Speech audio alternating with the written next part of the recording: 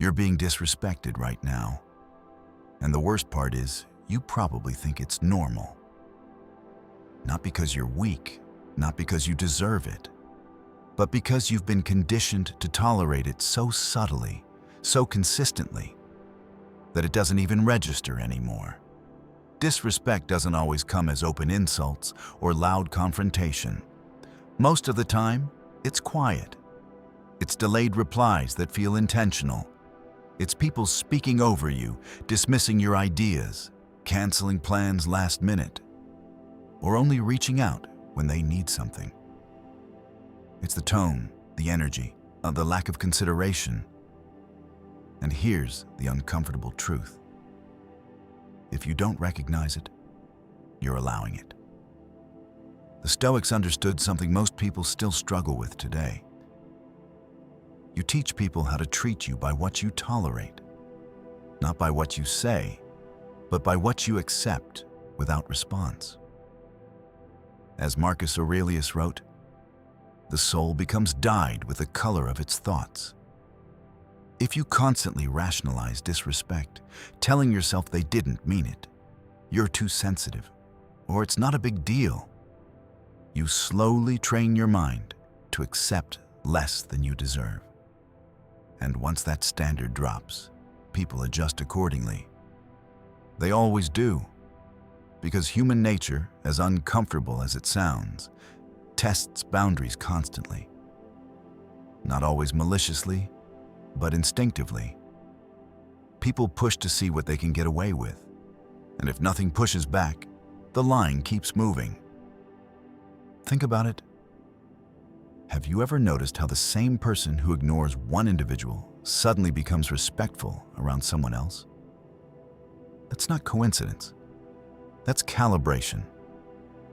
Studies in social psychology have shown that perceived confidence and boundary setting directly influence how others treat you.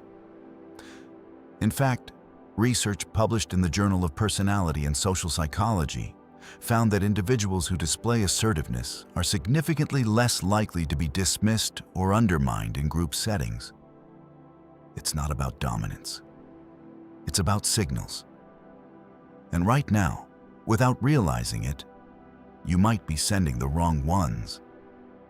Every time you laugh off something that bothered you, every time you say it's fine when it isn't, every time you over-explain yourself to someone who barely listens, you reinforce a silent message. You can treat me like this, and I won't do anything about it. And once that message is established, people rarely question it. Epictetus warned about this centuries ago when he said, "If a person gave away your body to some passerby, you'd be furious. Yet you hand over your mind to anyone who insults you." That's the level of awareness most people are missing. You're not just experiencing disrespect. You're absorbing it, letting it shape how you see yourself. And over time, that does something dangerous. It lowers your internal standard. You begin to expect less. You stop speaking up. You avoid confrontation, not because you're peaceful, but because you're afraid of losing approval. And that's where the real problem begins. Because once your self-respect becomes dependent on how others react to you, you've already lost control. Now here's where Stoic psychology cuts through the noise. The Stoics didn't teach people to avoid disrespect. They taught them to become untouchable by it. Not in a passive way, but in a controlled, deliberate way. There's a difference between being calm and being compliant. One is strength. The other is surrender, and most people confuse the two.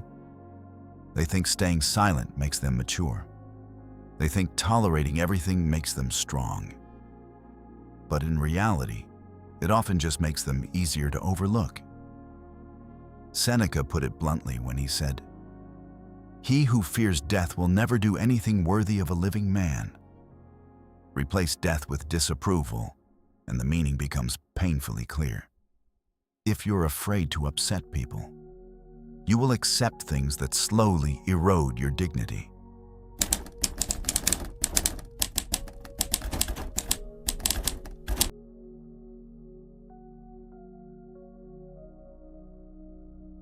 Let's get specific, because this is where it becomes real. Disrespect shows up in patterns. Someone who only values you when it's convenient. Someone who interrupts you repeatedly. Someone who minimizes your achievements or jokes at your expense in a way that feels slightly off. Someone who never apologizes, never takes accountability, but expects endless understanding from you. These are not random behaviors. They are consistent indicators. And if you ignore patterns, you become part of them. There's a concept in behavioral psychology called reinforcement. When a behavior goes unchallenged, it gets repeated. Not because the person is necessarily cruel, but because the brain registers it as acceptable.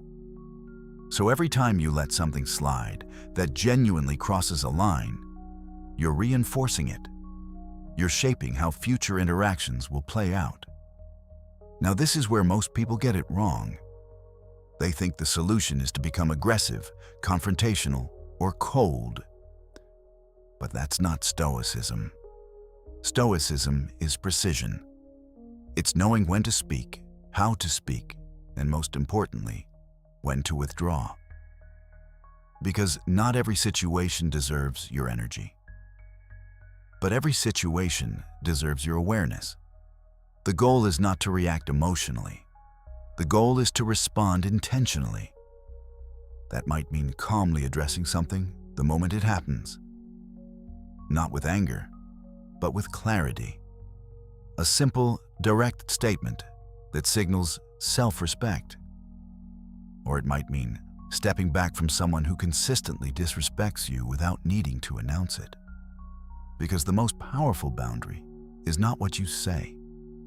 It's what you no longer tolerate access to. Here's something most people don't realize. When you raise your standards, you will lose people. And that's not a side effect. That's the process. Because people who benefited from your lack of boundaries will feel uncomfortable when those boundaries appear. They might call you different, distant, difficult. But what they're really reacting to is the loss of control they once had. And if you're not prepared for that, you'll fall back into old patterns just to keep the peace. This is why Marcus Aurelius constantly reminded himself, waste no more time arguing what a good man should be. Be one. He understood that clarity in action matters more than approval from others. You don't need everyone to understand your boundaries. You just need to maintain them. And here's the shift that changes everything. Stop asking, why are they treating me like this? And start asking, why am I allowing this? That question is uncomfortable, but it's powerful. Because it puts the control back in your hands. You can't control how others behave, but you can control what you accept. And that alone is enough to change your entire dynamic with people. Confidence is not loud. It's not arrogance. It's not dominance. It's consistency. It's the quiet refusal to engage in anything that compromises your self-respect. And people notice that. Not always immediately, but over time, they adjust. They either meet your standard or they remove themselves from your life. Both outcomes serve you. There's also a deeper layer to this that most people avoid. Sometimes the reason you don't recognize disrespect is because it feels familiar. It mirrors what you've experienced before. Maybe growing up, maybe in past relationships, maybe in environments where your voice wasn't valued. So your mind normalizes it. It tells you this is just how things are. But Stoicism challenges that. It forces you to examine your perceptions, to question what you've accepted as normal. Because just because something is familiar doesn't mean it's acceptable. And once you start seeing that clearly, you can't unsee it. You begin to notice patterns instantly. The tone shifts, the subtle dismissals, the lack of reciprocity. And instead of internalizing it, you detach from it. This is where true power lies, not in controlling others, but in mastering your response. Because once you stop reacting emotionally to disrespect, it loses its grip on you. It becomes information instead of injury, a signal, not a wound.